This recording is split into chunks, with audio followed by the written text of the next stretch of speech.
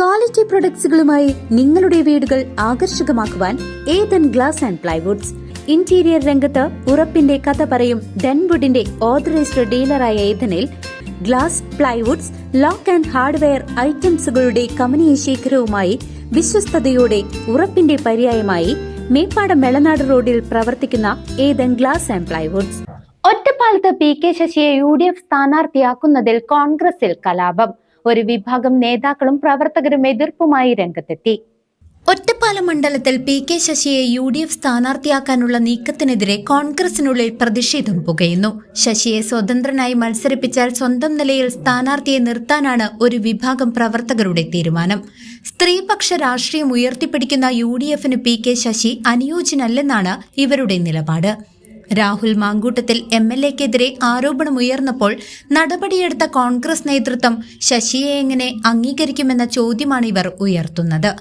P K. ശശിയെ മത്സരിപ്പിച്ചാൽ ആത്മാഭിമാനമുള്ള കോൺഗ്രസുകാർക്ക് vote ചെയ്യാൻ പ്രത്യേക സ്ഥാനാർത്ഥിയുണ്ടാകുമെന്ന് ലോയേഴ്സ് കോൺഗ്രസ് സംസ്ഥാന general secretary advocate NK Jayadevan വ്യക്തമാക്കി. അത്തരമൊരു വാർത്ത കണ്ടപ്പോൾ സ്വാഭാവികമായും പ്രതിഷേധം പ്രകടിപ്പിക്കാൻ ഉള്ള വേദി കണ്ടെത്താൻ ആലോചനകൾ നടത്തും.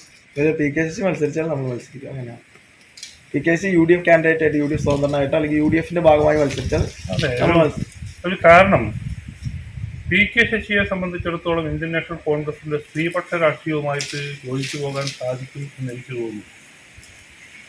ഇപ്പൊ കഴിഞ്ഞ ദിവസം അടുത്ത കാലത്തായിട്ടാണ് ശ്രീ രാഹുൽ മാങ്കൂട്ടത്തിനെതിരായിട്ട് പാർട്ടി അതിശക്തമായ നടപടി സ്വീകരിച്ചത്. കേരളത്തിലെ ഏറ്റവും പ്രഗത്ഭനായ യുവജന നേതാക്കളുടെ ഒരാളായിരുന്നു രാഹുൽ മാങ്കൂട്ടം. ആ രാഹുൽ മാങ്കൂട്ടത്തിനെതിരായി ആരോപണങ്ങൾ ഉയർന്നു വന്ന സമയത്ത് മുൻപിൻ നോക്കാതെ തന്നെ പാർട്ടി അതിശക്തമായ സ്ത്രീപക്ഷ രാഷ്ട്രീയം ഉയർത്തിപ്പിടിച്ചുകൊണ്ടാണ് നടപടി സ്വീകരിച്ചത്. ഒരു ന്യായീകരണത്തിന് മുതിർന്നില്ല പാർട്ടി.